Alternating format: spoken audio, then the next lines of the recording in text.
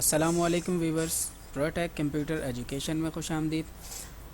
मैं हूं आपका इंस्ट्रक्टर हाफिज़ मोहम्मद आमिर और आज हम सीखेंगे कि किस तरह से हम अपने एसक्यूएल के टेबल के अंदर डेटा इंसर्ट करते हैं। पिछली क्लास में नाज़रीन हम लोगों ने ये सीखा था कि किस तरह से डेटाबेस क्रिएट करते हैं और उसके अंदर टेबल किस तरह से क्रिएट करना है। ये दोनों चीज़ें हमने पिछली वीडियो में सीखी थी और आज हम ये सीखने वाले हैं कि हम उसी टेबल के अंदर किस तरह से डेटा इंसर्ट करेंगे। ठीक है, तो चलिए शुरू करते हैं। सबसे पहले मैं अपने एसक्यूएल के अंदर आ जाता हूँ। ठीक है, और यहाँ से हमें जब हम दूसरी बार अपने एसक्यूएल को ओपन करेंगे तो सबसे पहला काम हमें यहाँ पे यूज़ करना है उसी डेटाबेस को।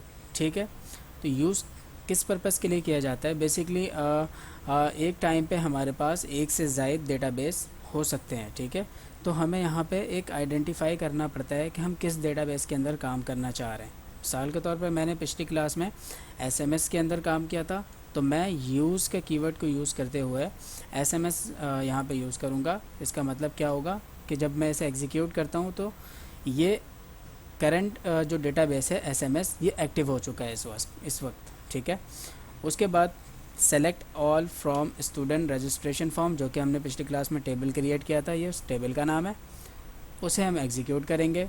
तो आप देख सकते हो कि student ID, name, age, contact और स्टूडेंट एड्रेस का कॉलम यहाँ पे मौजूद है। फिल वक्त ये क्या है, ब्लैंक है। और आज के ट्यूटोरियल के अंदर हमें क्या करना है, इसके अंदर स्टूडेंट के कुछ रिकॉर्ड हम डमी रिकॉर्ड जिसे हम कह सकते हैं कि उसके अंदर हम इंसर्ट करने वाले हैं। ठीक है, तो बेसिकली ये जो ऑपरेशन यहाँ पे परफॉर्म होगा वो डीएमएल ऑपरेशन परफॉर्म होगा। मिसाल के तौर पे डीएमएल ऑपरेशन से मुराद क्या है कि डेटा मैनिपुलेटिंग लैंग्वेज, और इस डीएमएल के अंदर इंसर्ट, अपडेट, डिलीट और सिलेक्ट, ये 4 कीवर्ड इसके अंदर आ रहे होते हैं। ठीक है, तो मैं यहाँ पे कमेंट करके लिख भी देता हूँ, डीएमएल ऑपरेशन। ठीक है, इसके अंदर 4 चीज़ें आती हैं, insert, second update and delete, और उसके बाद सेलेक्ट, जो कि आप लोगों ने ऊपर देखा है कि हम यहाँ पे सेलेक्ट की कीवर्ड की वजह से हम उस टेबल का डेटा शो कर सकते हैं। ठीक है, प्रीव्यू कर सकते हैं। तो सबसे पहले आज हम यहाँ पे सीखने वाले हैं कि इंसर्ट की क्यूरी क्या होगी, किस तरह से हम अपने टेबल के अंदर डेटा इंसर्ट करेंगे।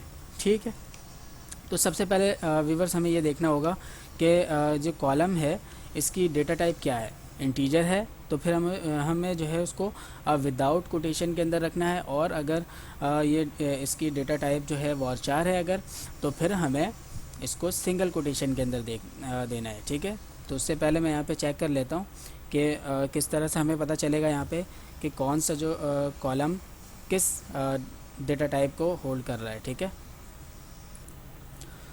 तो व्यूवर्स आप यहाँ पे देख सकते हैं कि साइड नेविगेशन पेन के ऊपर आपको एक फ़ोल्डर नज़र आएगा यहाँ पे डेटाबेस के नाम से।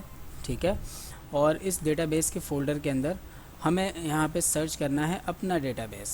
ठीक है, तो ये एसएमएस के नाम से मैंने अपना डेटाबेस क्रिएट किया हुआ है।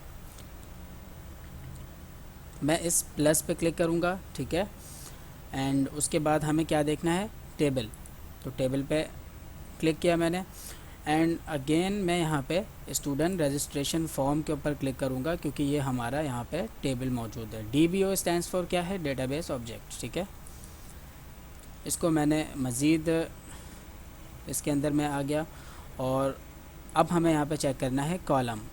ठीक है, तो कॉलम के ज़रिए आपको ये पता चल सकेगा कि आपने किस कॉलम को इंटीजर रखा है और किस कॉलम को आपने वारचार रखा है। ठीक है, तो यहाँ से हमें पता चल सकता है कि स्टूडेंट आईडी जो है वो इंटीजर है और उसके साथ साथ प्राइमरी की भी है। ठीक है, और बाकी सारे कॉलम यहाँ पे वारचार हैं। ठीक, तो हम स्टार्ट करते हैं। सबसे पहले इंसर्ट करना है हमें, तो उसके लिए जो क्यूरी यहाँ पे यूज़ होगी वो होगी इंसर्ट इनटू। उसके बाद व्यूअर्स हमें देना है टेबल नेम। ठीक है, तो टेबल नेम हमारे पास क्या है, student registration form, and again उसके बाद हमें यहाँ पे देना है वैल्यूज़।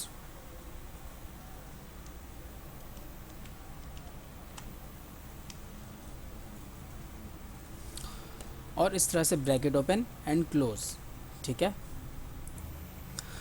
वीवर्स इसके दो तरीके कार हैं बेसिकली। अगर हम यहाँ पे कॉलम नेम पास करना चाहें तो भी हम कर सकते हैं, ठीक है, लेकिन वो किसी और पर्पज़ के लिए होता है। मिसाल के तौर पे मुझे अभी मुकम्मल टेबल के अंदर डेटा इंसर्ट करना है, ठीक है, पूरे कॉलम, हर कॉलम के अंदर मैंने एक डेटा रखना है, तो उसके लिए मैं यहाँ पे ये वाला तरीक़ेकार यूज़ करूँगा। लेकिन अगर मुझे कुछ स्पेसिफिक मिसाल के तौर पे स्टूडेंट आईडी और नेम के अंदर ही सिर्फ वैल्यू रखनी है, बाकी जो कॉलम है उसको ब्लैंक छोड़ना है, तो फिर उसके लिए दूसरा तरीक़ाकार इस्तेमाल होता है। ठीक है, तो मैं दोनों तरीके से यहाँ पे वैल्यू इंसर्ट करके आपको दिखाऊंगा। ये पहला स्टेप है हमारा। अब सबसे पहले मैं यहाँ पे देख सकता हूँ कि आईडी जो है वो क्या है, इंटीजर प्राइमरी की। यहाँ पे मैंने ऑटो इंक्रीमेंट का यूज़ नहीं किया, इसलिए मुझे आईडी देनी होगी। यहाँ पे आईडी मैंने दे दिया 1, उसके बाद मैंने यूज़ किया कॉमा, कॉमा के बाद अब सेकंड चीज़ क्या है, स्टूडेंट नेम, तो मैं यहाँ सिंगल कोटेशन का यूज़ करूँगा और इसके बाद मैंने यहाँ पे देना है स्टूडेंट का नेम, तो नेम मैं यहाँ पे दे देता हूँ हामिद। ठीक है, एंड उसके बाद फिर कॉमा लगाना है हमें, फिर उसके बाद यहाँ पे डबल कोटेशन और स्टूडेंट के बाद नेम के बाद यहाँ पे क्या है, स्टूडेंट एज, तो एज भी मैं यहाँ पे दे देता हूँ 25। इसी तरह से क्योंकि स्कूल है तो यहाँ पे मैं दे देता हूँ 15। ठीक है, स्टूडेंट कॉन्टैक्ट, कॉन्टैक्ट भी हम रैंडम देंगे। ठीक है, एंड कॉमा, उसके बाद फिर यहाँ पे हमें देना है स्टूडेंट एड्रेस, तो प्लॉट नंबर ###। ठीक है, तो ये मैंने यहाँ पे क्यूरी मुकम्मल कर ली। अब मुझे क्या करना है, इसको सेलेक्ट करने के बाद एग्जीक्यूट करना है। ठीक है, एग्जीक्यूट करने का दो तरीका है। अगर आप चाहो तो यहाँ से डायरेक्ट सिलेक्शन किस तरह करोगे, शिफ्ट उसके बाद होम प्रेस करना है आपने। जैसे ही आप शिफ्ट प्लस होम प्रेस करोगे तो लाइन के आखिर से लेके लाइन के स्टार्ट तक मुकम्मल पूरी लाइन को ये क्या कर लेगा, सेलेक्ट कर लेगा। उसके बाद हमें शॉर्टकट कीबोर्ड से F5 प्रेस करना है, तो इससे भी एग्जीक्यूशन हमारी हो जाएगी। ठीक है, अब जैसे ही मैंने इसको एग्जीक्यूट किया तो यहाँ पे हमारे पास एक मैसेज आता है 1 रॉस इफेक्टेड। इसका मतलब है कि क्यूरी बिल्कुल ठीक चल गई है और 1 रॉस इफेक्ट हो गया। इसका मतलब जो डेटा है वो डेटाबेस के अंदर इंसर्ट हो चुका है। ठीक है, अब हमें दोबारा इसका प्रीव्यू देखने के लिए कि डेटा इसके अंदर इंसर्ट हुआ है या नहीं, या कौन कौन सा डेटा मैंने इसके अंदर इंसर्ट किया है, इसको देखने के लिए दोबारा हमें सिलेक्शन की कमांड यूज़ करनी है, select all from student registration form. ठीक है, इसको हम एग्जीक्यूट करेंगे तो आप देख सकते हैं नाजरीन कि यहाँ पे जो डेटा मैंने अभी इंसर्ट किया है वही वैल्यूज़ इस टेबल के अंदर अब मौजूद है। ठीक है, इसी तरह से मैं आपको दूसरा तरीका भी दिखाता हूँ इंसर्ट करने का। Insert into student registration form, फिर अभी हमें यहाँ पे इस तरह से कॉलम नेम देना है।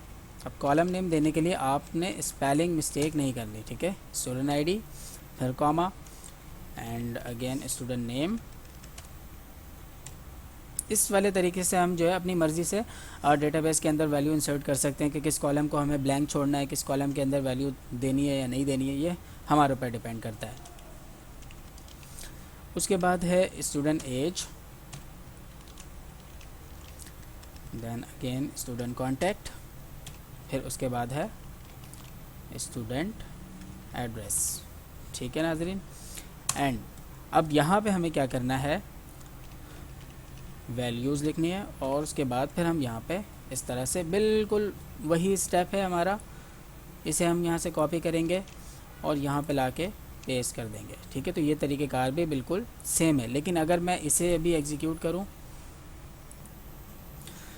तो अगर मैं यहाँ पे इसी क्यूरी को एग्जीक्यूट कर दूँ तो आप यहाँ पे देखोगे कि एक एरर आएगा अगर मैंने प्राइमरी की यूज़ किया है तो। ठीक है, प्राइमरी की यूज़ है तो आप देख सकते हैं कि यहाँ पे प्राइमरी की कंस्ट्रेंट का एक एरर आ रहा है। ठीक है, इससे मुराद क्या है कि प्राइमरी की जो है हमें दो तरह से सहूलत देती है। एक तरह से आप ये कह सकते हो कि प्राइमरी की और यूनिक, ये दो ऐसे कंस्ट्रेंट हैं कि जो डेटा को डुप्लिकेट होने से बचाते हैं। ठीक है, लेकिन प्राइमरी की और यूनिक में दोनों के अंदर डिफरेंस ये है कि अगर हम प्राइमरी की यूज़ करते हैं तो हम वहाँ पर नल वैल्यू नहीं दे सकते, ठीक है। अगर मैं मिसाल के तौर पर ब्लैंक वैल्यू दे देता हूँ, 1 की जगह पे मैंने ब्लैंक रख दिया, तो फिर ये इसे एक्सेप्ट नहीं करेगा। लेकिन अगर मैं किसी कॉलम को यूनिक बनाता हूँ तो वो डुप्लीकेट तो मैच करेगा लेकिन ब्लैंक वैल्यू एक्सेप्ट करता है, ठीक है। तो ये दोनों के अंदर डिफरेंस है। तो इसका सोल्यूशन क्या है, मुझे यहाँ पे आईडी चेंज करने की ज़रूरत है। आईडी मैंने चेंज कर दिया और इसी तरह से मैं नाम भी चेंज कर लेता हूँ। नासिर मैंने रख लिया। एज इसकी मैं यहाँ पे 16 कर देता हूँ और कॉन्टैक्ट नंबर में भी थोड़ी बहुत चेंजेस कर लेते हैं। And plot number ##। अब अगर दोबारा मैं इसे एग्जीक्यूट करूँगा तो आप देखोगे कि ये सक्सेसफुली एग्जीक्यूट हो जाएगा, ठीक है। 1 रॉज अफेक्टेड।